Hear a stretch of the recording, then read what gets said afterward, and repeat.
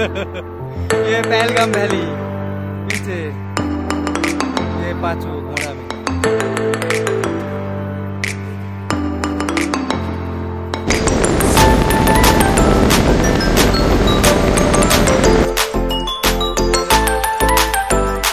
Good morning everyone, आशा करी सबाई खूब भालो आछो और आमिও खूब भालो आछि। काश्मीर ट्रिपेर सेकेंड पार्ट निये तोमादेर सामने चले एसेछि तोमादेरই সই আমি সঙ্গীতা। সকালবেলা ঘুম থেকে উঠে এই ভিউটা তোমাদের সাথে শেয়ার করব বলে চলে এসেছি একদম আমার ব্যালকনির পাশে। তো দেখো কতটা সুন্দর লাগছে। এবার ঝটপট করে ফ্রেশন আপ অ্যান্ড রেডি হয়ে চলে যাব ব্রেকফাস্টে। ফার্স্টে ব্রেকফাস্টের মেনুতে কী আছে সেটা তোমাদের সাথে শেয়ার করে দিই। একটা জিনিস তোমরা নিশ্চয়ই জানো, কাশ্মীরে ফল কিন্তু খুবই বিখ্যাত, তাই এখানে ফ্রেশ ফ্রুটস তো রয়েছে, সাথে ওটস মুসলি সমস্ত কিছুই রয়েছে। আর হ্যাঁ, হট কফির সাথে সাথে কোল্ড কফিরও অপশান এখানে রয়েছে। প্রচুর খাবারের অপশানস থাকলেও আমি খুব সামান্যই খাবো, কারণ সকালবেলা হেভি কিছু ব্রেকফাস্ট করে ট্রাভেল করতে আমার একটু প্রবলেমই হয়, তাই আমি সিলেক্টিভ কটা আইটেমই নিয়ে নেব আমার ব্রেকফাস্টে। সকালবেলা খাবার খেয়ে ট্রাভেল করতে অসুবিধা না হলেও ও সবসময়ই দুধ কর্নফ্লেক্স খাওয়াটাকেই প্রেফার করে, তাই সেটাই নিয়ে নিয়েছে। আর আমি ডিম আর ফ্রেশ ফ্রুটস। এটা আমার না, এটা ওর আমার পেটে রেখেছে। অসাধারণ। আমাদের হোটেলটা যেহেতু ডাল লেকের একদম ওপরেই ছিল, তাই ডাল লেকের এই ভিউটা আমরা সবসময় এনজয় করছিলাম, ব্রেকফাস্ট টাইম কি ডিনার টাইম বা রুমে বসে নিজেদের মধ্যে গল্প, সবসময় এই ভিউটা আমরা পাচ্ছিলাম। তো চলো এবার ঝটপট করে ব্রেকফাস্ট করে নিই, আর তারপরেই আমরা বেরিয়ে পড়বো আমাদের আজকের ডেস্টিনেশন পেহেলগামের উদ্দেশ্যে।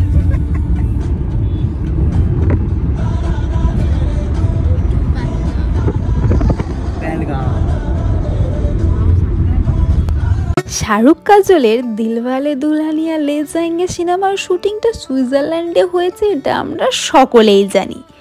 কিন্তু এই লোকেশনের এই ভিউটা দেখে কি মনে হচ্ছে না ওই গানটার শুটিংটা এখানেই হয়েছিল? ভিউটা দেখার পর আমারও ঠিক এমনটাই মনে হয়েছিল, আর মনে মনে গেয়ে উঠছিলাম, তুঝে দেখা তো ये जाना सनम प्यार होता है दीवाना सनम।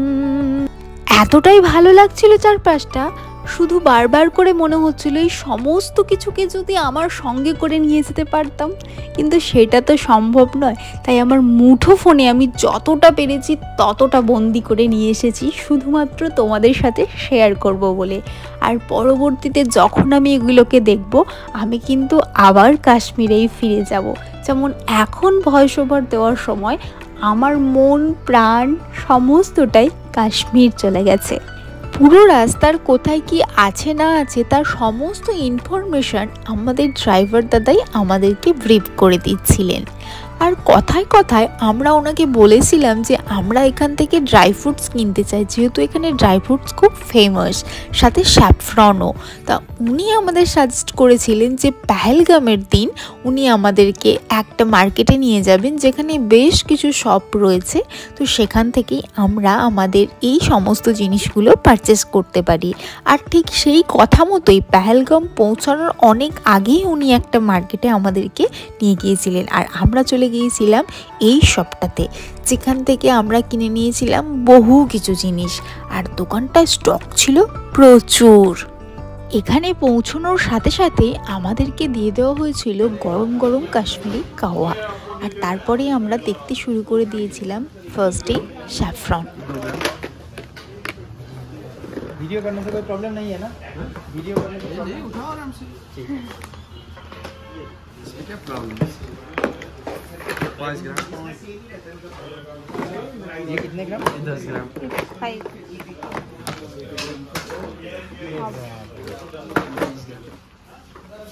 प्राइस कितने है? 300 रुपीस पर ग्राम। 300 रुपये ग्राम, 3 लाख रुपये किलो। 3 लाख रुपये किलो। 3 লাখ টাকা ছিল স্যাফরনের কেজি। তো আমরা অনেককে দেওয়ার জন্য বেশ কিছু স্যাফরন তো নিয়েই ছিলাম, সাথে নিয়ে নিয়েছিলাম আমন্ড, কাশ্মীরি কাওয়া, কাশ্মীরি বিভিন্ন রকমের মশলা, আরও অনেক রকমের জিনিস। তারপর ওখান থেকে বেরিয়ে পড়েছিলাম আর সাথে সাথেই পেয়ে গিয়েছিলাম আর্মিদের এই কনভয়টা, যার জন্য আমরা রাস্তার ওপর অপেক্ষা করছিলাম। আর তখন আমি এই কনভয়ের মুহূর্তটাকে বন্দি করতে একটিবারের জন্য ভুলে যাইনি। পুরো কনভয়টা পেরিয়ে যাওয়ার পরেই আমরা ওখান থেকে গেছি।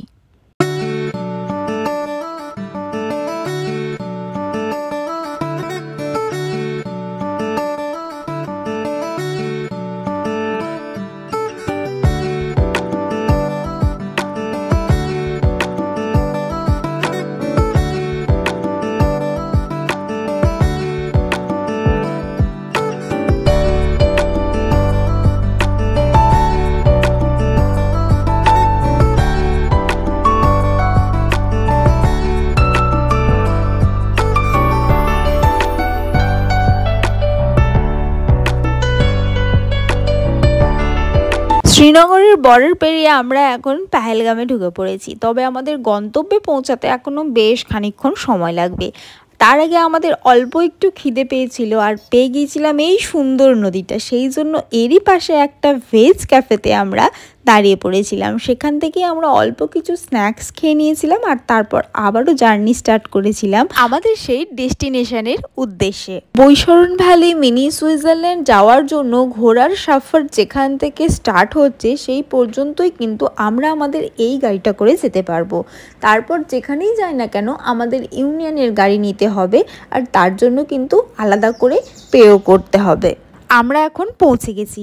এবার আমরা ঘোড়া করে প্রথমেই চলে যাব বৈশরণ ভ্যালি, তারপর মিনি সুইজারল্যান্ড। মোট 4টে জায়গা আমরা ঘুরবো ঘোড়ার পিঠে চড়ে, এমনটা কথাই হয়েছিল আর সেই অনুযায়ী আমাদের টাকাও পে করতে হয়েছিল। এই 4টে জায়গা ঘোরার জন্য আমাদের দুজনের পড়েছিল টোটাল 7,000 টাকা। ঘোড়ার পিঠে উঠলে তোমাকে 3টে স্পট ভিজিট করতেই হবে আর ওই 3টে স্পটের প্রাইস কিন্তু একই। এরপর যদি তুমি স্পট বাড়াও সেই অনুযায়ী তোমার টাকাও বাড়বে। সেই মতো আমরা 4টে স্পট ভিজিট করব এমনটাই কথা হয়েছিল। তারপর অনেক দোটানার পর আমি অবশেষে ঘোড়ার পিঠে উঠেছিলাম, কিন্তু ওঠার পরেই শুরু হয়ে গিয়েছিল সেই মর্মান্তিক ঘটনা। আমার তখনও মনে হয়েছিল আর এখনও মনে হয় যে ঘোড়া চালানোটাও একটা আর্ট, যেটা সবাই পারে না, এর জন্য প্রশিক্ষণের দরকার। আর সেখানে আমি হঠাৎ করে একদিন ঘোড়ার পিঠে উঠে যাচ্ছি, এটা ভেবে আমার এতটা ভয় লাগছিল আমি লিটারালি কাঁদছিলাম। তো সেই সময় শুভদীপ বলেছিল যে ঠিক আছে আমি পে করেছি, কোনো ব্যাপার না, আমরা নেমে পড়ছি। কিন্তু আমাদের ড্রাইভার দাদার সাথে ঘোড়ার যারা মেন ছিলেন তারা সবাই মিলে এত কনভিন্স করলেন যে বৈশরণ ভ্যালি, পেহেলগাম ভ্যালি এগুলো যেন অন্তত ঘুরে আসি, এগুলো এতটাও ভয়ের কিছু নেই। তো ওনাদের কথা মতো আমি একটু সাহস সঞ্চয় করে ঘোড়ার পিঠে অবশেষে উঠেছিলাম এবং আমার সফর শুরু করেছিলাম। पाप ना करने क्यों घोड़ा उठे। ये पहलगाम वैली पीछे, ये 5 घोड़ा में।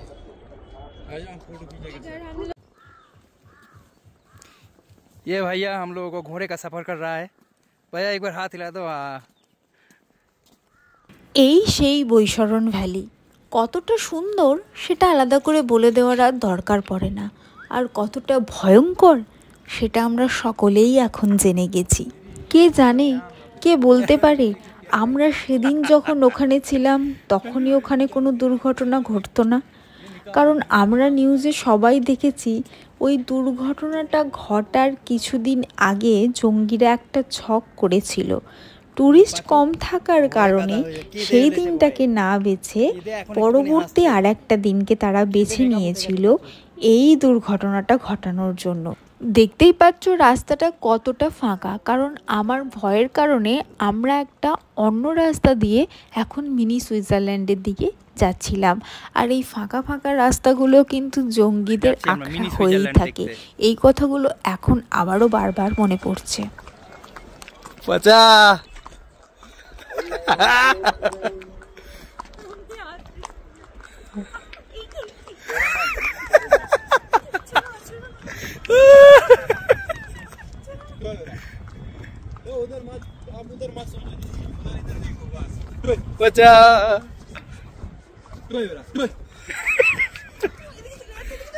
डरो मत, डरो मत, कुछ नहीं होगा।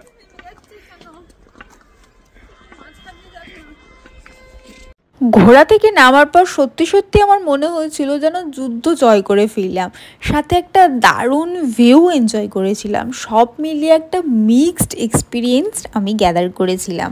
আর এখন আমরা চান্দানোয়ারি, আরু ভ্যালি, বেতাব ভ্যালি যাওয়ার জন্য ইউনিয়নের ক্যাব বুক করে নিয়েছি, যার জন্য আমাদের 2200 টাকা মতো দিতে হয়েছে। কোথায় যাচ্ছি?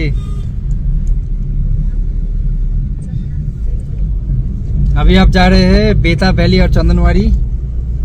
ये दादा हमको लेके जा रहे हैं। अभी घोड़सवारी करके आए हैं हम।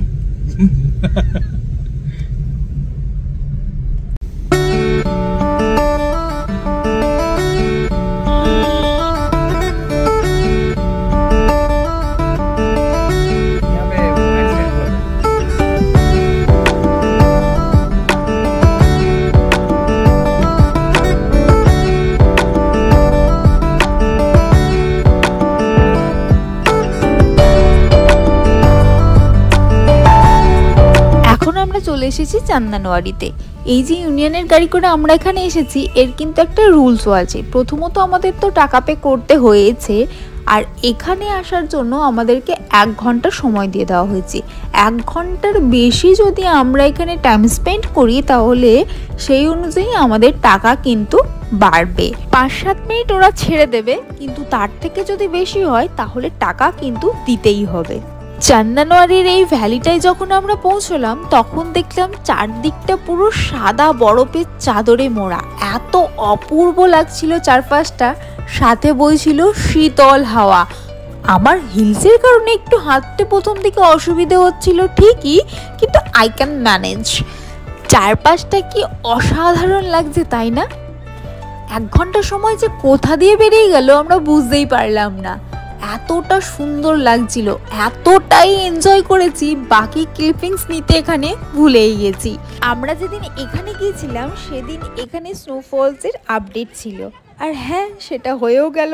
চান্দানোয়ারিতেই আমরা স্লাইড স্নোফল পেয়ে গিয়েছিলাম, আর তারপর বাকিটা পেলাম বেতাব ভ্যালিতে গিয়ে। বেতাব ভ্যালিতে যাওয়ার জন্য কিন্তু এন্ট্রি ফি রয়েছে, তাই আমরা টিকিটসটা কালেক্ট করে নিয়েছিলাম, আর তারপরেই চলে যাব এর ভিতরে। এখন যেহেতু অনেকটাই দেরি হয়ে গেছে তাই প্রচুর লোক এখান থেকে বেরিয়েও যাচ্ছে। শুধু তাই নয়, অনেকে আবার এই বেতাব ভ্যালির সামনে থেকে ছবি তুলে নিয়ে ফিরেও যাচ্ছে। যাই হোক, আমরা এখন ভিতরে যাব। পেহেলগাঁও থেকে চান্দানোয়ারি আর বেতাব ভ্যালির রুট সেম, আর আরু ভ্যালির রুটটা আলাদা।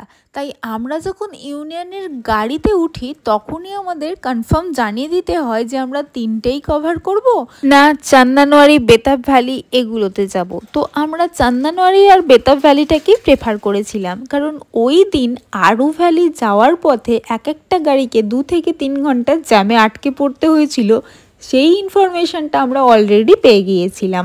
পেহেলগাঁও থেকে ফার্স্টে বেতাব ভ্যালি পড়ে, দেন চান্দানোয়ারি, কিন্তু আমরা ফার্স্টে চান্দানোয়ারি দেখে নিয়েছি এবং ব্যাক করার পথে এখন বেতাব ভ্যালিতে এসেছি। এই সেই বেতাব ভ্যালি, আর এই সেই বেতাব ভ্যালির ফেমাস নদী, যেটা দেখার জন্য অপেক্ষা করছিলাম এতক্ষণ ধরে।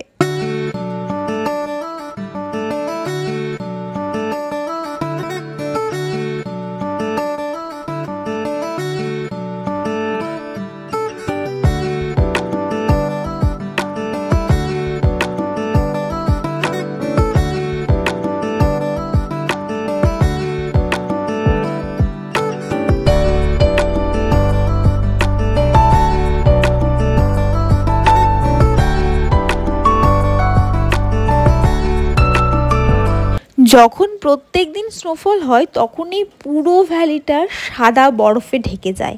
এখনও ভিতর দিকে বেশ বরফ রয়েছে, কিন্তু আমরা বরফের দিকটাই না গিয়েই নদীর দিকটাই এলাম, কারণ বরফ আমরা অলরেডি অনেক দেখে নিয়েছি। এখন একটু নদীর এই পাশটাই বসার ইচ্ছা রয়েছে, কিন্তু অলরেডি শুরু হয়ে গেছে ফোঁটা ফোঁটা বৃষ্টি, তাই সেই ইচ্ছেটা আর পূরণ হলো না। নদীর পাশটাতে দাঁড়িয়েই এই জিনিসটাকে উপভোগ করছিলাম। কি অপূর্ব লাগছে চারপাশটা, তাই না? একদিকে পাইন বন আর একদিকে ম্যাপেল ট্রি, মাঝখান দিয়ে বয়ে চলেছে নদী।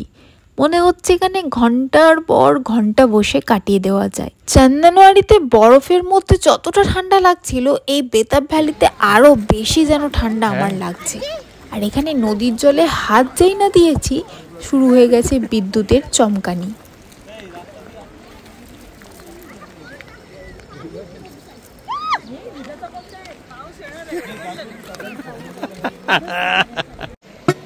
বেতাব ভ্যালিতে এসছি এখন আমরা, বেতাব ভ্যালি ঘুরছি। একটু আগে চন্দনওয়াড়ি ঘুরে এলাম। পাঁচুর শরীর খারাপ, ঠান্ডায় কাঁপছে, এখনো হাত কাঁপছে ঠকঠক করে। আমার একটা হিজি ভিডিও আসছে ওর জন্য। বেতাব ভ্যালি এখন 5টা বেজে গেছে, বৃষ্টি পড়ছে, প্রচন্ড ঠান্ডা, জ্যাকেট অলরেডি ভিজে গেছে।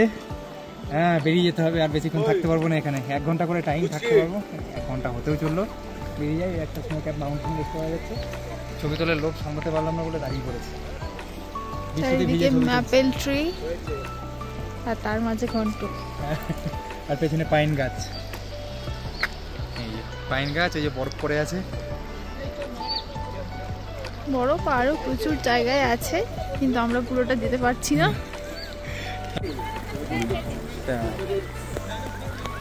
শিল পড়ছে, বরফ পড়ছে হাতে। এই দেখো বরফ পড়ছে, এই দেখো বরফ পড়ছে হাতে। এই তো স্নোফল, নাও স্নো, নাও স্নোফল চাই, নাও স্নোফল হচ্ছে।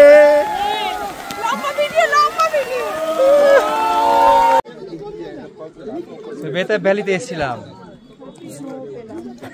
অল্প নয় ভালোই স্নো পেয়ে গেছি। স্নোফল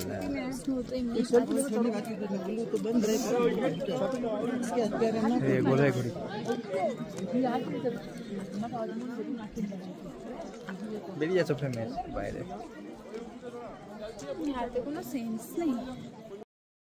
ব্যাকগ্রাউন্ডের ভিউ সাথে আমরা দুজন এই মুহূর্তটাকে বন্দি করা থেকে নিজেদেরকে কন্ট্রোল করতে পারলাম না।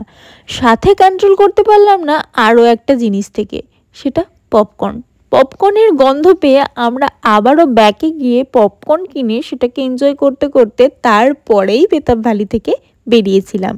এখন আমরা ইউনিয়নের গাড়ি করে ডিরেক্ট চলে যাব সেই স্পটে যেখানে ড্রাইভার দাদা গাড়ি নিয়ে আমাদের জন্য অপেক্ষা করছে। সেখান থেকে চলে যাব শ্রীনগর, আর তারপর আমাদের আজকের ডিনারটা কাশ্মীরি বিরিয়ানি দিয়ে সেরে নেব, আর খুব তাড়াতাড়ি ঘুমিয়ে পড়বো, কারণ আমাদের কালকে অনেক সকালে নেক্সট ডেস্টিনেশনের উদ্দেশ্যে বেরিয়ে পড়তে হবে।